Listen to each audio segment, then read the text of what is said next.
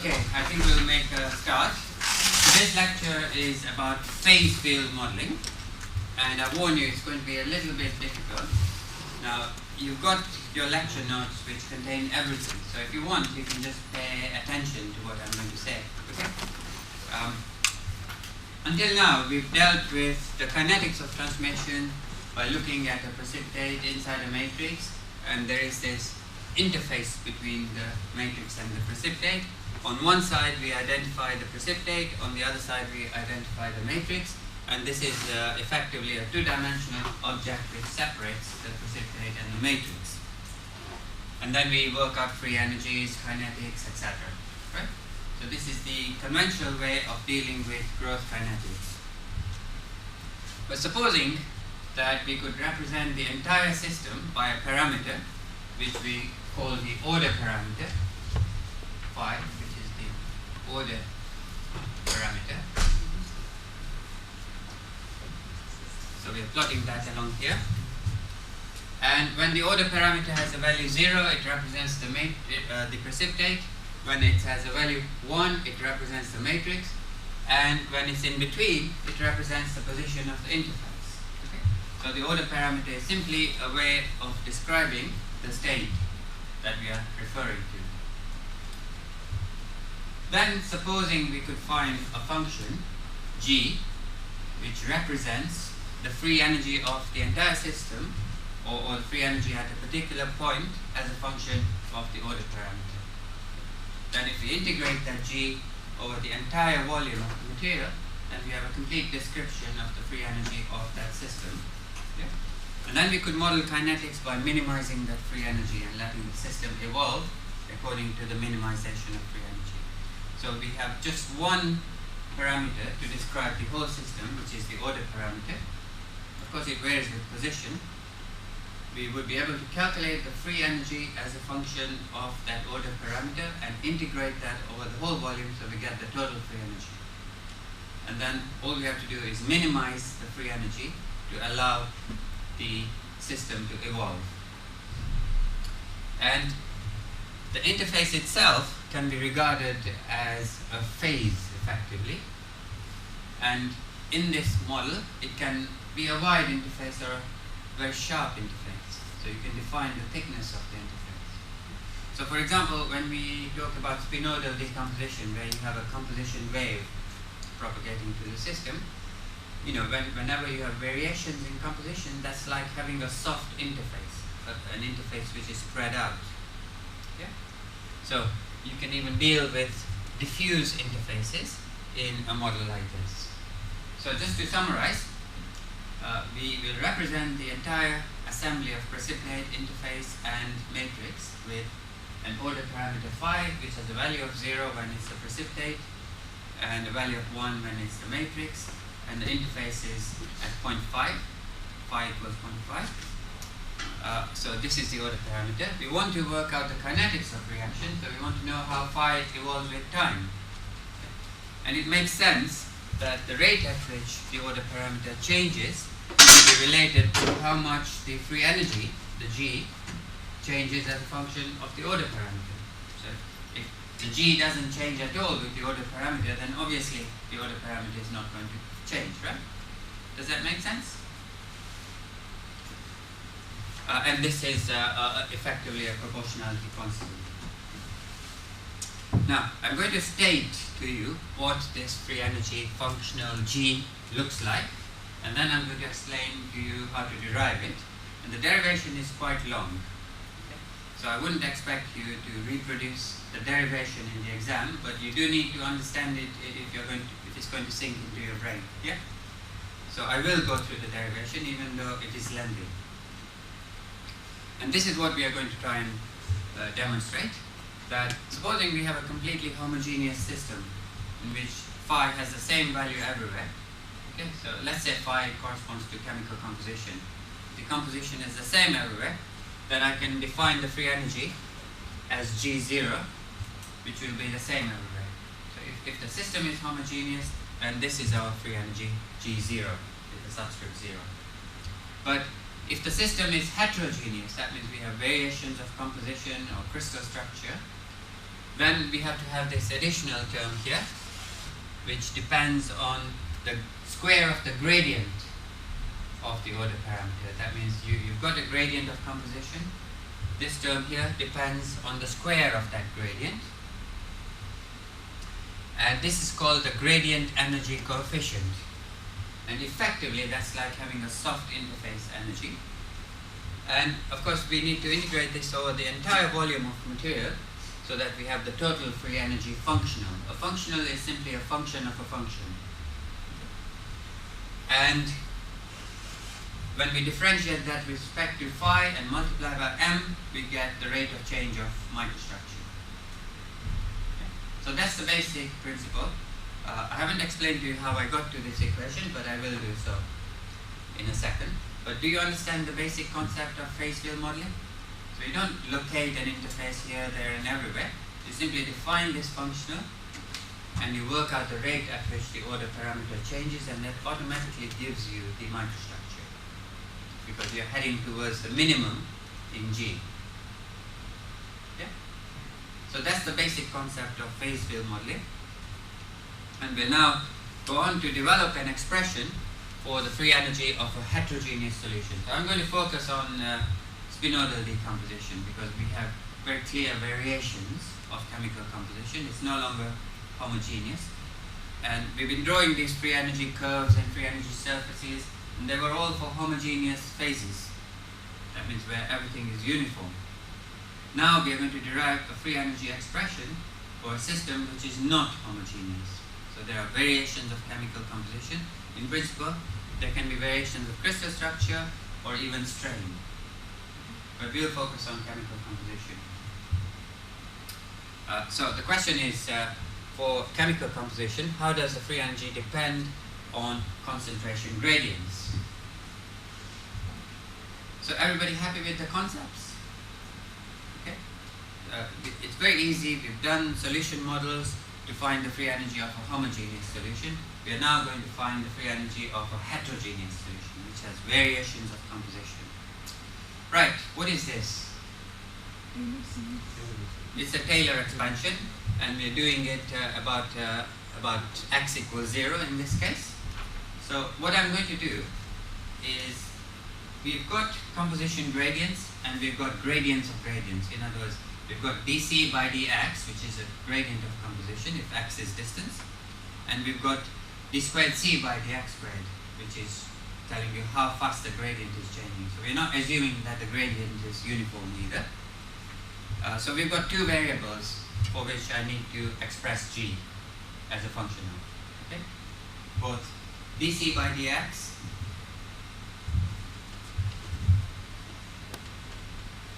this is a concentration gradient, and if you like, this is the curvature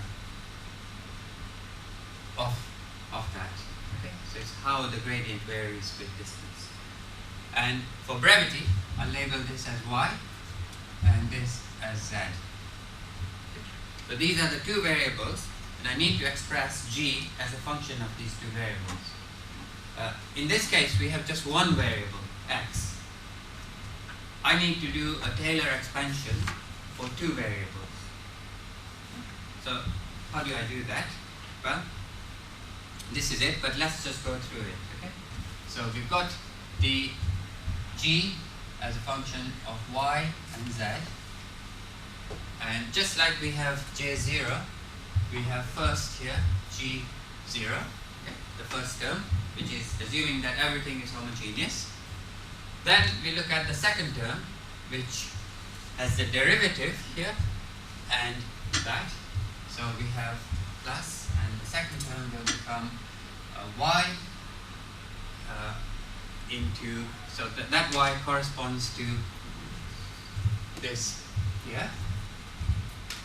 And the variation of g with y plus z into the variation of g with z. If I have more than two variables, I can continue in this direction. Okay? So, are you happy? This corresponds to the first term in the top Taylor expansion. Then I add the second order terms. We have the half, which comes from this 2 factorial here. So you have half into the square of y, so y squared into d squared g by dy squared plus z squared into d squared g by dz squared plus 2 into d squared g by dy dz. Yeah? I'm not going to go beyond the second term. But do you see how we've done a multivariate Taylor expansion? It's basically very similar to the single variable Taylor expansion. Yeah?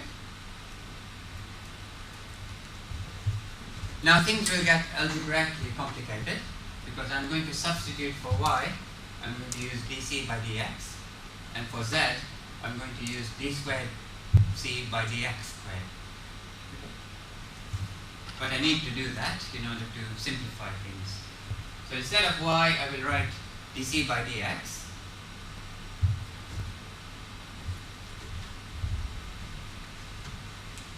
So I get dc by dx, and similarly this becomes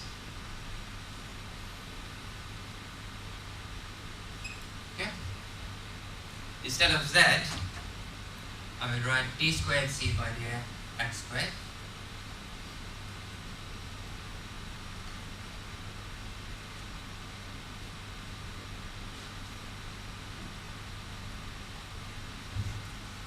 Yeah, everyone happy with what I'm doing? So instead of y squared, I have the gradient squared, dc by dx, the whole thing squared. And similarly here, dc by dx squared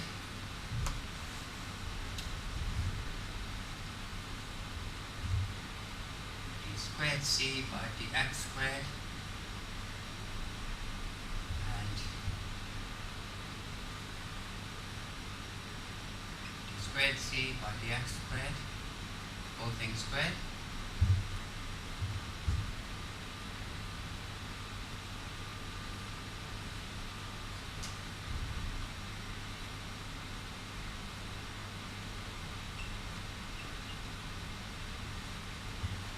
Okay, so there's nothing complicated that I've done. I've simply substituted for y and z in terms of the gradient and the curvature of that gradient. Yeah?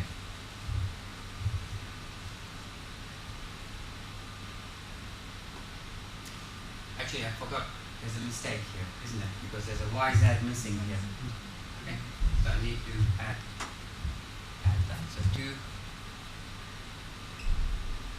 c by dx d squared c by dx squared.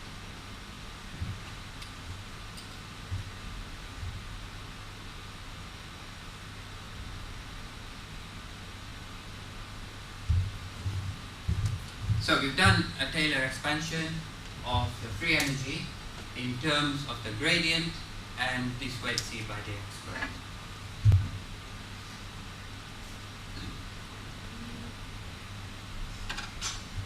Now the first thing I'm going to do is I'm going to ignore all the terms which have cubes and more than cubes in terms of gradients and so forth, right?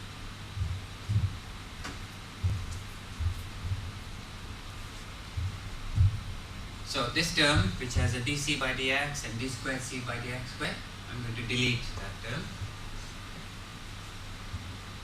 Now this term here is exactly the same as this. It's the free energy for a uniform composition. If I write kappa 1 as dg over d by dc dx, then I have this term here. So this first term is simply this one here. Can you see that?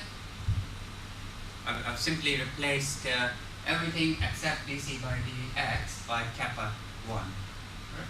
So I can just rub this out.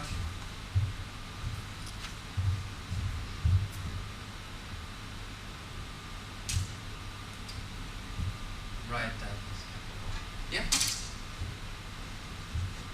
This term here, k2 into d squared c by dx squared, where kappa 2 is simply the variation of G with the curvature.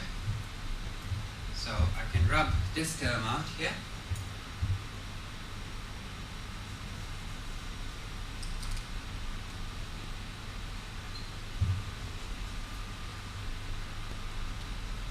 Yeah, everybody happy with that? Except that I need to also incorporate this term in there. No, that's right. So that will correspond to K3 here. We've got half d squared g by dc by dx squared. So this, if I remove that and I change that to K3,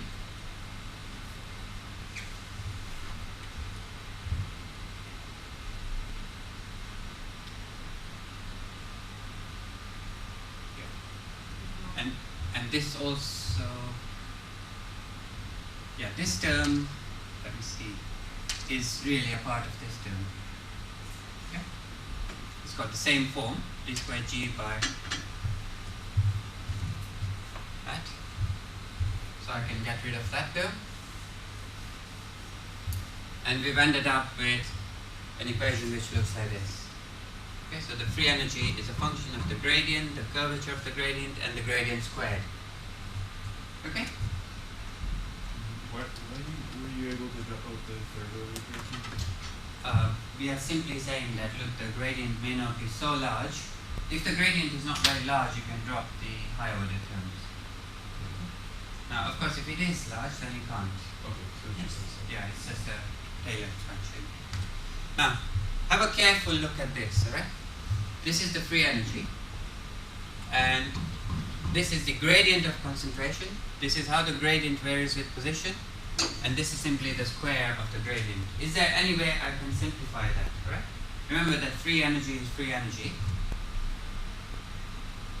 Is there any term there which shouldn't be there?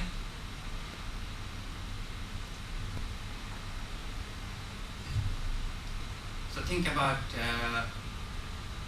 sign invariance, right? Obviously, if I change the sign here, it doesn't matter because it's in a square. But should the free energy vary if you change the sign of the gradient from this to this?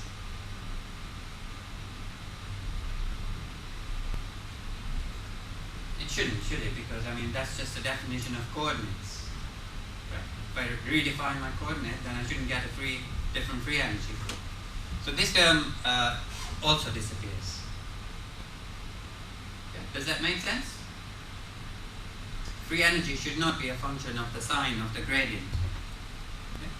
Because that depends on how I define my coordinate system. Okay. If I start x from here, then the gradient is negative. If I start x from here, the gradient is positive. Yeah. So this term can be eliminated as well. So we end up with an equation, well, I want to integrate over the whole volume, and I'm getting rid of this term. So we end up with an integral over the whole volume of the uniform component, this term here, and this term. This is all we are left with at the end of the day.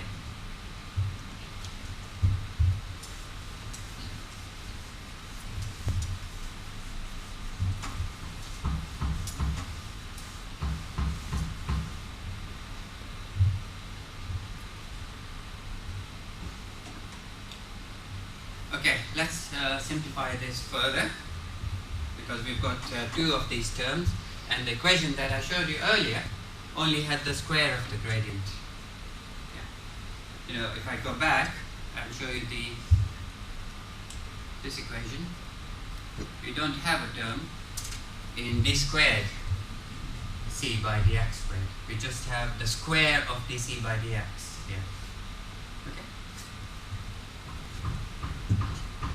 So we haven't completed our simplification process. Okay, so here's that equation reproduced again, and I'm going to focus on this particular term here, okay, the integral of that term. Now, are you familiar with this?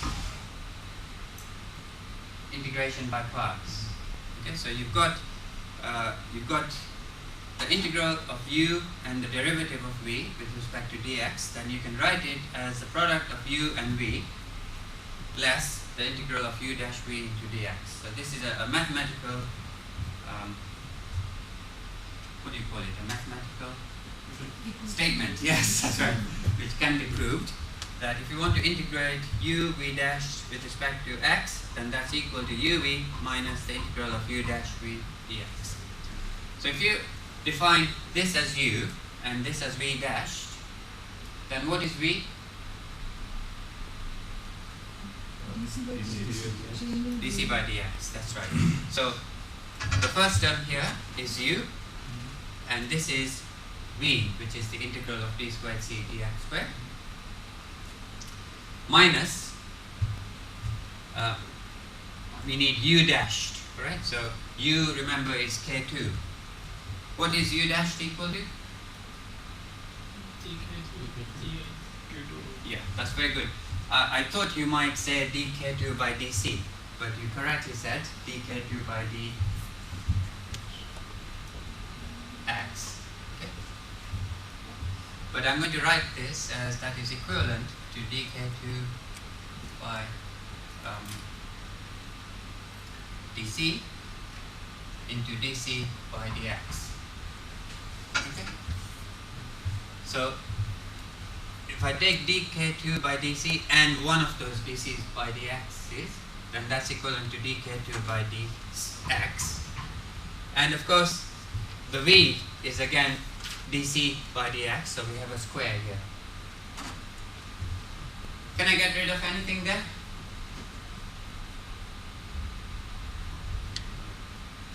We've got the same thing, haven't we? Yes. Yeah, we can't have that, because if I change the sign of the gradient, free energy will change. Yeah? And that's not sensible. So I can substitute for the integral of this with a term which simply has the square of the gradient here.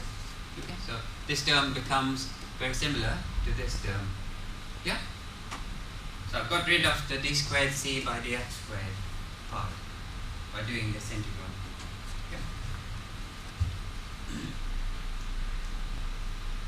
And therefore, I end up with my final equation, which I showed you at the beginning, that the free energy functional over the entire volume is the uniform component plus a component which depends on the square of the gradient.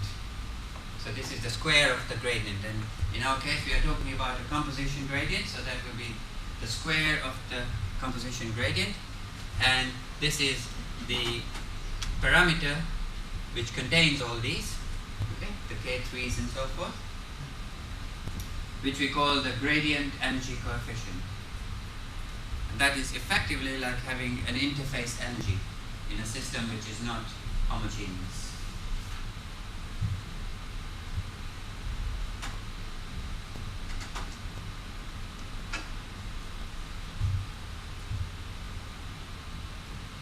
Now, I did say to you that I do not expect you to derive this equation. Yeah? It's long-winded and there's room for many mistakes on the way. But the basic concepts you should understand, about phase field modeling, that we are dealing with a single parameter which defines the whole system according to the value the parameter has, that we calculate the free energy of a heterogeneous solution, and the heterogeneity can be either chemical composition, strain gradient, crystal structure gradient, whatever, or all of them combined together. But you find a free energy functional for that, and you integrate over the whole volume, and then dg by d phi, the order parameter, is related to the rate at which the reaction happens. Okay? So we have a complete model. And you've already seen some of the phase field simulations, because when we were doing the morphologies of precipitates, I showed you computer simulations of how dendrites evolve, and those are phase field simulations. Yeah? So the shape came about automatically. It wasn't actually an input into the model. Let me see if I can find that, right?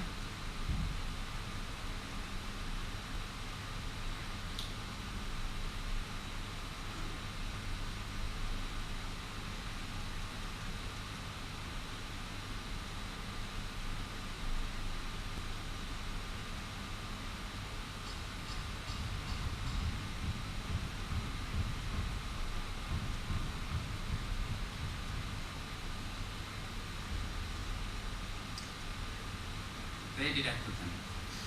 You know, when you have so many files, yeah, it's all very well to have a big hard disk, but there are movies.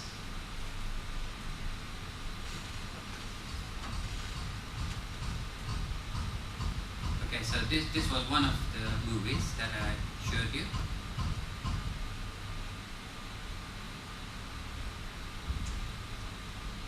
Yeah, that is actually a phase field simulation. We are not telling the system that, look, you have a shape of this over here, and you have a shape which looks like a columnar grain here, and so forth. The free energy is being minimized at every stage. d phi dt is being calculated, and you're plotting the results.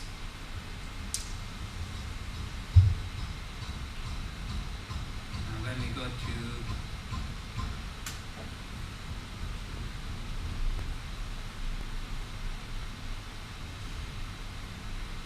so that is the growth of two phases together. You know, this is what we call a eutectic reaction, where you have two phases growing at a common front, and all this branching and so forth is an automatic consequence of the phase field model. We're not telling the material at any stage that, look, now you should branch and your spacing should change and so forth. At each point, we are minimizing that free energy function. Okay. These movies are actually produced by colleagues of mine, Pavlik in Aachen University, and Nestler, who's in a commercial setup where the cells have software. So that essentially is phase field modeling, and it completes the kinetics part of the lecture course. So do you have any questions?